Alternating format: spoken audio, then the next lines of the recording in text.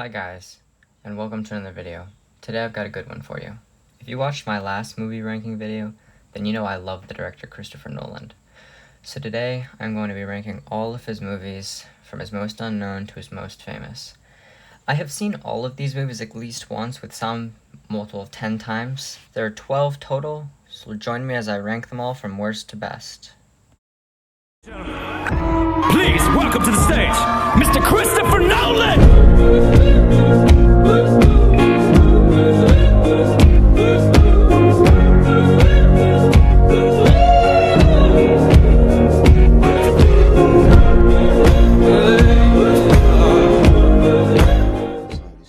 At 12, we have Nolan's first movie, Following.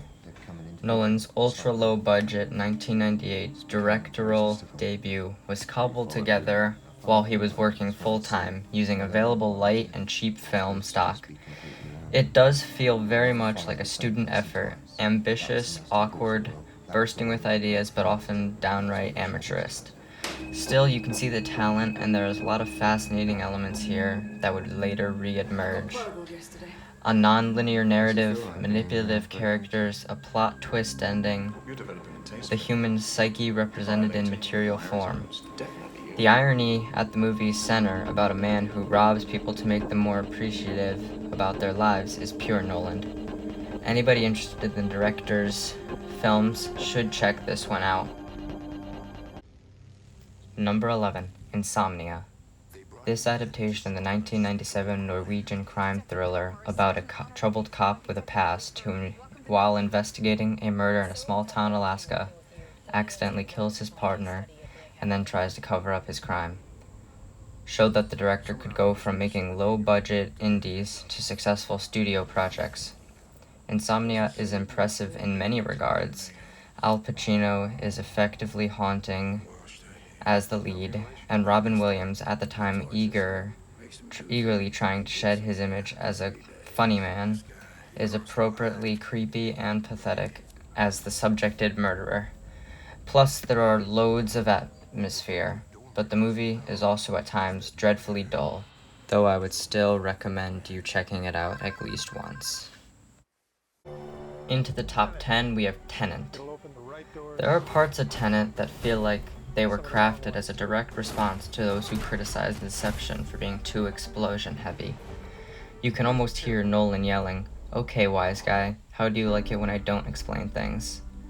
Nolan's most oblique film to date, a sprawling, ornate action thriller in which the heroes can invert their passions through time so they can experience car chases and fights and all sorts of other things in reverse, is also one of his most ambitious and weirdly one of his lightest. We're told early on that the film shouldn't try to understand it, but that we should feel it.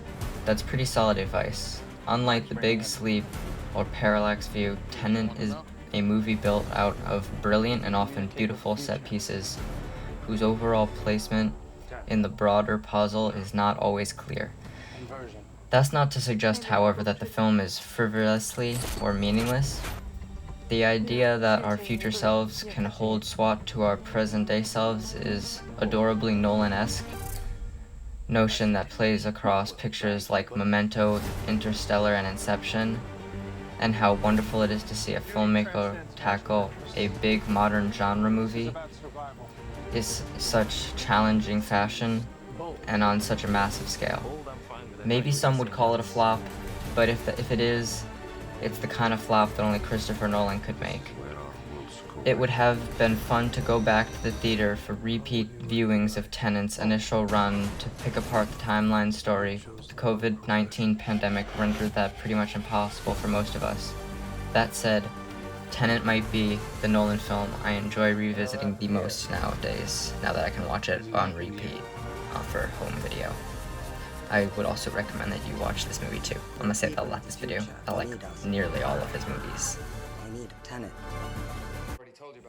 At 9, we have Memento, an absolutely ingenious thriller. The story told in reverse of a man who's been trying to avenge his wife's death, but his mind can't form memories and he forgets who, where, and what he is within minutes, so he tattoos his clues on his body in order not to forget them. It's an ideal marriage of structure and subject matter, as the nature of storytelling ensures that we, the audience, never really know what has happened before any given scene, which mimics the protagonist's existential haze. This put Nolan on the map with its release in 2000 and is still considered his masterpiece by many fans. Does it lose some luster once you've figured it out? Not quite, though. Nothing can match the electrifying first viewing of this movie and its twist at the end. So I would also recommend that you view this movie multiple times. At number 8 is Batman: The Dark Knight Rises. Nolan following up the runaway worldwide success of The Dark Knight with a look at Batman brought low, his back broken by Bane, and thrown into a pit prison where he's forced to watch Gotham destroyed from afar. And yes, it was a huge hit, but how could it have been anything other than a disappointment after something like The Dark Knight? That said, this one doesn't get enough credit for how effectively it captures the hero's feeling of helplessness. As the city's bridges and buildings are leveled, its peoples pitted against one another, and the very fabric of society ripped apart. For anyone who's been following Bruce Wayne's efforts to try to make Gotham a better place, this is quite heartbreaking to watch. There's plenty of great stuff here, from Anne Hathaway's jaded, sassy Catwoman to some eye-popping action sequences. It might have been the most epic of the Nolan's Batman entries. Until Dunkirk, it was his one film that could be called a war movie. But at times it seemed as if the director had bitten off more than he could chew, as he wrestles with trying to convey the villain's evil plan. Plus, in order to truly show the breakdown of society and existential threat this represents, Nolan needs to condemn the people of Gotham a bit, but instead he pulls back, settling on vagaries. Though still one of my favorite Nolan movies, it's not on the level of some of his more better works, but I would still recommend you watching it along with the other two Batman movies. Do like a 3-long watch session of all of them. It'd be really enjoyable. Number 7, The Prestige. Nolan's sole literary adaptation based on Christopher Price's 1995 novel also features his most subtle, complex characters. As dueling magicians in turn of the century London, Hugh Jackman and Christian Bale are both charming and sinister in their obsession with one another. Maybe that's why, unlike so many other films that rely on puzzle-like structures and big twists, The Prestige continues to work so well on repeat viewings. If anything, it improves and gains depth the more you watch it. It's also a dazzling magic trick in its own right, with an intricate plot that keeps doubling back on itself and throwing red herrings at us. As in so many Nolan pictures, the movie's structure and its effect on the viewer echoes the character's own psychological journeys. Nolan understands something about his audience. He lays out everything we need to figure out what's happening, but it's all just a bit too macabre for us to put two and two together, so we wait until the incredible, disturbing final image. Another that I would recommend you watch.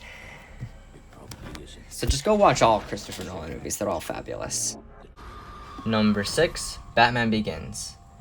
It didn't seem all that likely that Christopher Nolan would be the one to reinvent the modern superhero movie. His forte seemed to be mind-bending thrillers, not action spectacles. But this was before young, newish directors were regularly handed billion-dollar franchises. His take on Batman was both brilliant and deceptively simple. Batman had always been the relatable superhero. The one who didn't have any magic powers, just money, vengeance, and will. So why not give us a Batman grounded in something resembling reality? Some will point to this movie as the beginning of the turning point into the dark, gritty reboot. But Nolan borrowed the DNA of Richard Donner's original Superman, with its matter-of-fact, ground-level approach to the capes and tights. Bruce Wayne's transformation to the Dark Knight is presented with uncommon psychological realism set in the motion of somewhat plausible series of events that explain how he became such a determined, effective fighter. The film only really falters in its last act, with a somewhat underwhelming final action set piece. But other than that, one of my favorite Christian Bale and Christopher Nolan movies. Number 5, Inception. Consider this for a second. Nolan made a movie about high-tech thieves who break into people's dreams and steal hidden ideas from them. But this time they are asked to secretly plant an idea in a person's head.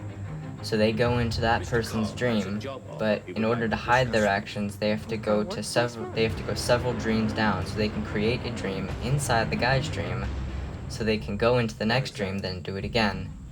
But they can't do it too far down the dream levels, because if they do that, they'll be stuck in a dream forever, and their brains will melt. And also, each level of the dream happens at different speeds, so that 5 minutes in the real world is an hour in dream time. So everything slows down even further the deeper you go within the dreams. But anything that happens in one dream can affect the dream in the next level. Now consider this, Inception was beloved by millions and made $825 million worldwide. Christopher Nolan knows how to tell a goddamn good story. It's quite the impressive film, and I would definitely recommend you watch it multiple times to fully unravel everything that goes along in this incredible movie. It's only when we wake up that we realize something. Number 4, Dunkirk. An astonishing war movie and perhaps the pinnacle of Nolan's various experiments in editing and structure.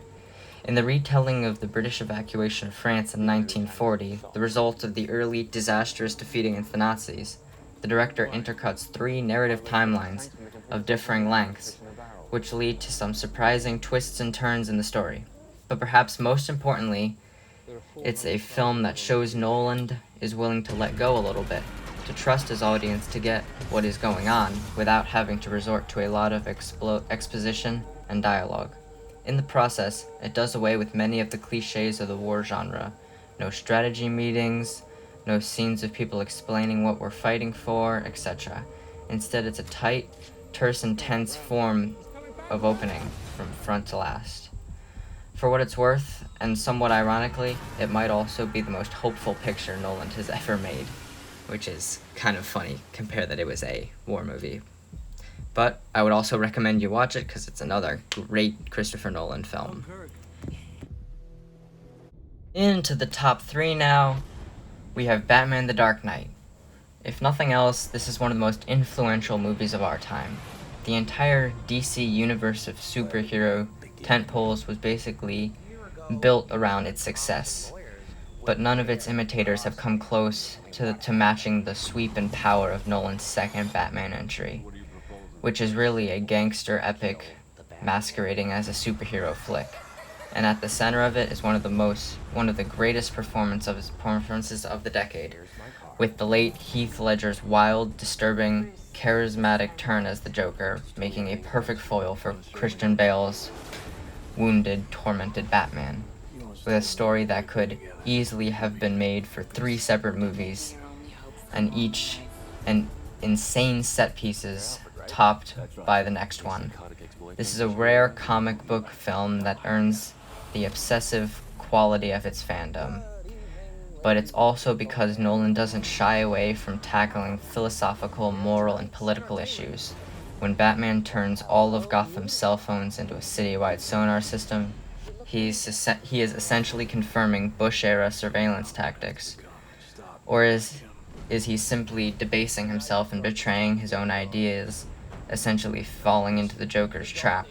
If so, what do we make of the fact that he succeeds? But wait, does he even succeed? Or is it the people of Gotham who redeem him by refusing to blow each other up? Nearly a decade after its release, we can still go down a number of rabbit holes thinking about The Dark Knight.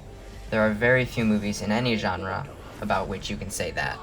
So I would very much recommend that you watch this movie. It's one of my favorites of all time and definitely my favorite superhero movie ever. Or you live long enough to see yourself become the villain.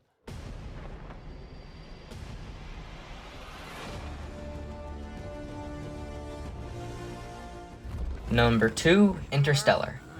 One of the saddest, loneliest space epics ever made, Nolan's expansive sci-fi film about Matthew McConaughey and Anne Hathaway traveling through a wormhole to another part of the universe in an effort to find a new home for humanity was diverse when it came out, but slowly became acknowledged as one of his best works. It's certainly his most earnest movie. Maybe the mixture of eye-popping special effects, gee-whiz scientific phenomenon, and environmental dystopia was too much for some to take, as if 2001: A Space Odyssey had been hijacked by someone's therapy session. At heart, this is a story about parents and children, about the fear of letting go, about the need to reconcile your dreams with the needs of your loved ones, and at the same time, it's a movie about survival. How planetary survival, species survival, and individual survival can often conflict with one another. The way Nolan ties these concepts together in a narrative that mixes heavy-duty scientific theories with nutty sci-fi invention can be jarring, but open yourself up to it and Interstellar becomes one of the most emotionally overwhelming things you'll ever see, and I cannot speak highly enough about it being one of my most favorite films of all time. So please, go watch it. You'll have a blast. We must think, not. And at number 1, we have what else but Oppenheimer. In J. Robert Oppenheimer, the brilliant and tormented physicist known as the father of the atomic bomb, Nolan has found a real-life avatar for so many of his key obsessions. The idea of hidden knowledge that could upend the world, of infernal machines that must never be used, of our greatest achievements sometimes becoming our greatest regrets, of the thin line between heroism and disgrace. In Oppenheimer, he weaves all these themes into a breakneck piece of history. Through technically not a genre movie, it's faster than most action films and more terrifying than most horror flicks. Oppenheimer also turns out to be the perfect part for Cillian Murphy, who has been given many great turns for this director, but who gets the role of the lifetime as the scientist who channels his anxieties and fascination with the quantum world into the earth-shattering achievement that has spent the rest of his life quietly tormented with what he has unleashed. Meanwhile, despite the fact that many of them occupy only a few minutes of screen time, Nolan somehow gets career-high performances from the massive cast of familiar faces.